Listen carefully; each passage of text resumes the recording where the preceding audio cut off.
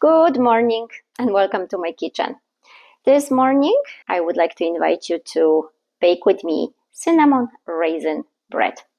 I have posted a video with sourdough cinnamon raisin, the quick version, and I promised that I would also record one using dry yeast because I realize not everybody has a sourdough starter. And the difference is, again, using dry yeast instead of the sourdough starter. And with my sourdough bread, I have mixed walnuts with raisins. This one will only have raisins. It's quick, it's easy, and it's delicious. Welcome to my kitchen, and thank you for watching. And first thing to do is dissolve a teaspoon of honey in water, or maybe even 2 teaspoons. Honey is delicious. So packet of yeast has about 7 grams. My water is about 115 degrees and it will take a few minutes for the dry yeast to get active. And in my bowl, 3 cups of flour, which is 400 grams, 1 teaspoon of salt. I like to put a pinch of cinnamon in my flour also. And just mix it in. I use pink salt, and many times I did not mix my flour with the salt and I saw patches of pink, so I knew it wasn't distributed the right way. So I want to mix it before I put the yeast in. And now my yeast is ready. You see the foam floating, so I will just put it all in and mix it up. And just finish with my hand. It really only takes a couple minutes. The dough is nice and soft. I will sprinkle some flour and then cover it and leave it for about an hour.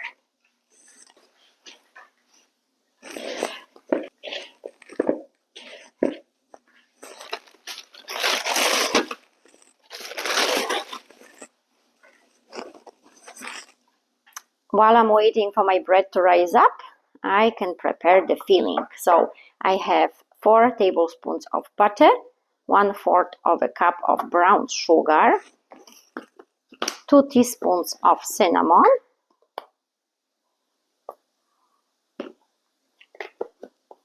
and a pinch of nutmeg, if you like it.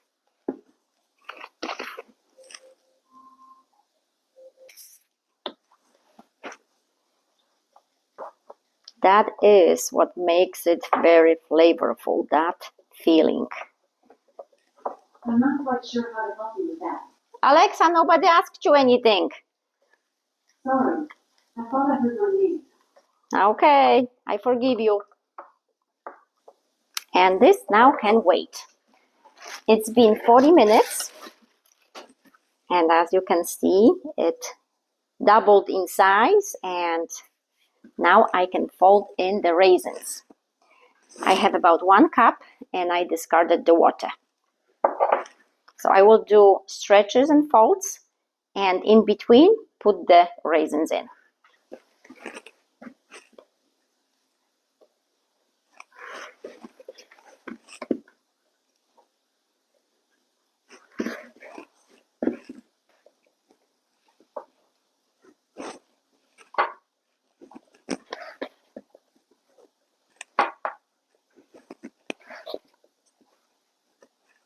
And again, a little bit of flour.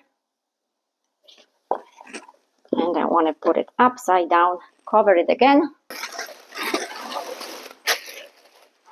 And the next step would be to put the filling in about 30 minutes. It's been half an hour and it did double in size, nice and jiggly. It is time to put the spread on.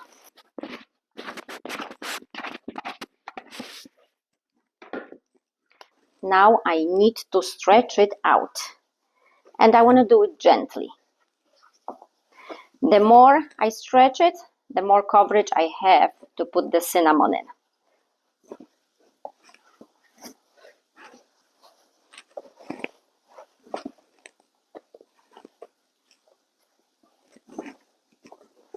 By doing it, you can see if the raisins are spread evenly, and if some are falling off, you can take them and put them where you see that there is not enough of them. I would say 12 by 10 would be the reference, how big you want to stretch it. If you can stretch it more, that's great. If not, but I don't want to rip the dough. I just want to gently stretch it out. Okay, that should be enough. And that yummy, yummy cinnamon spread.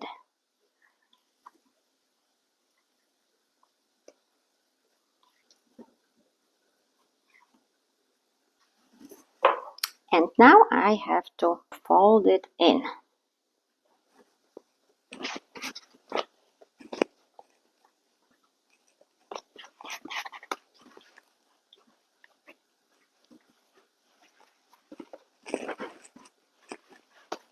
If you have and use a round Dutch oven, that's great. My family doesn't like the round one because the sandwiches are so big. We like the oval shape. That's why I'm using a dish that's oval shape. So now this will go on a cookie sheet. And I'll just spread some flour on it. Put it in here and into my dish.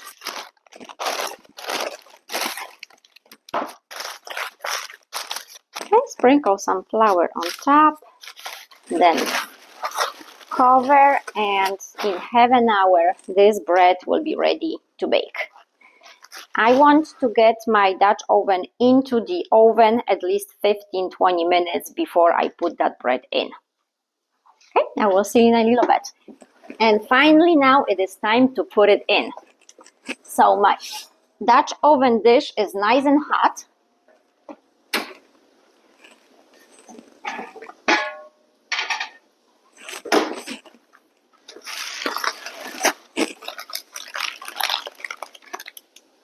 Gotta be very careful.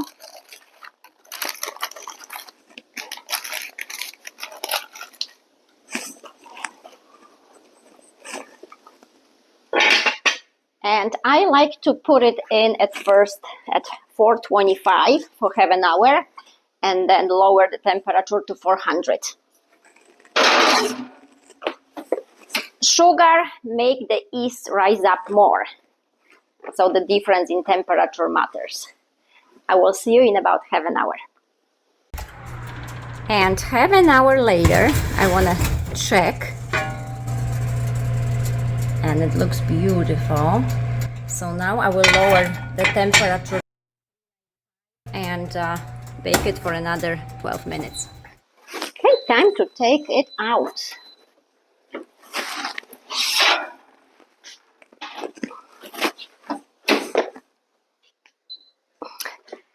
And now, some people like to bake it uncovered for a little bit, but then the top can get burned a little bit and it becomes really, really hard and crunchy. If you like it that way, you can bake it uncovered. Some people like to keep the top on to make sure that the steam stays inside. What I like to do is take it out and then put a towel over it.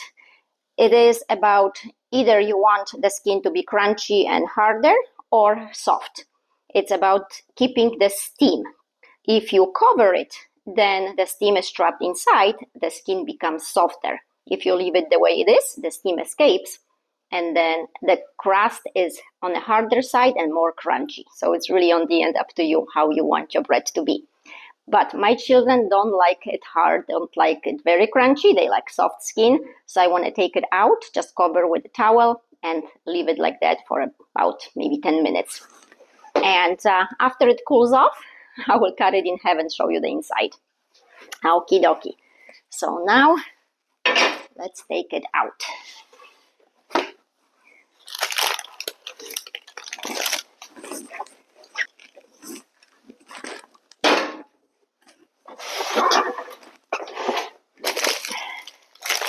Beautiful, beautiful, beautiful.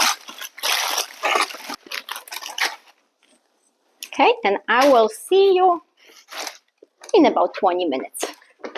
So finally it cooled off and I want to cut. I couldn't wait, of course, to have my first bite of that yummy bread.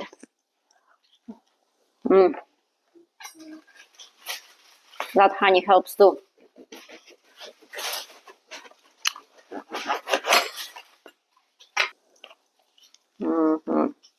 I already had a piece and this is my second one. It is so good. You can see the layers and the design, that cinnamon and raisin and butter. Nice sweet treat. Goes really well with honey, just butter itself, peanut butter or cream cheese. It is a sweet treat, almost like a dessert. I love it for breakfast. I love it for when I'm hungry after supper sometimes, because we keep the tradition of eating earlier, just like in Poland. So our dinner is usually 4 o'clock. By the time it's time to go to bed, I'm hungry for something. So that would be something nice to have. Hi, smells good. So thank you for watching. I hope you like it, enjoy it, and smacznego. Bon appetit. Zobacz, smell it. Okay, I'm gonna cut you a piece too. Okay.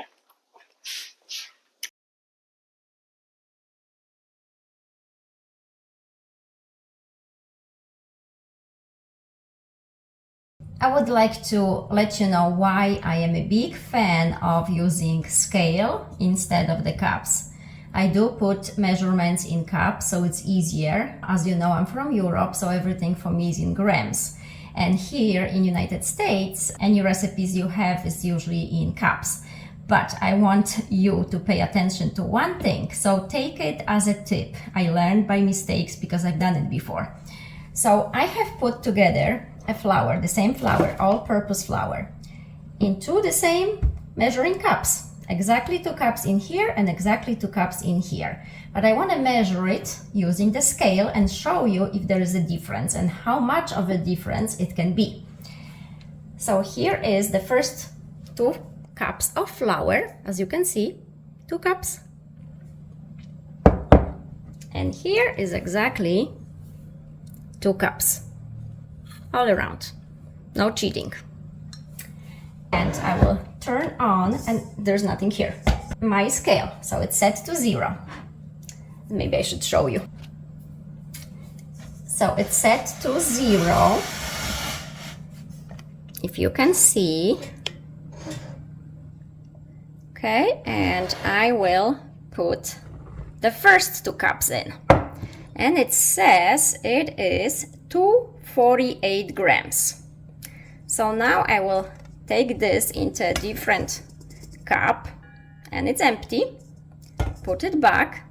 It comes back to 0. And now the other 2 cups. All of it. And this one is 314.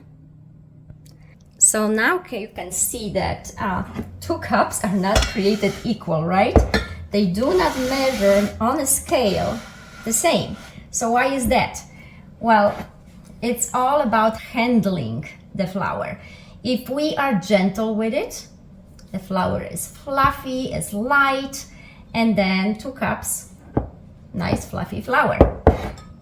If you handle the flour, shake it, kind of bang it, on the surface somewhere, it loses its volume because it becomes dense. So you keep adding to have exactly 2 cups, right? Well, but it's much more heavier. It's much more flour that you need. So if you ever had a cake and you tried to follow the measurements and directions and the cake wasn't quite the way you hoped, it wasn't as fluffy, it wasn't as delicate, it wasn't as soft, well, maybe because there was too much flour. So it's just a tip, and I hope you will find it helpful to kind of pay attention to how we handle flours. I know how it is when you bake something and you put your heart into it, time into it, and then it doesn't come out the way you hope for. And it's frustrating. So I hope this helps. Thank you for watching.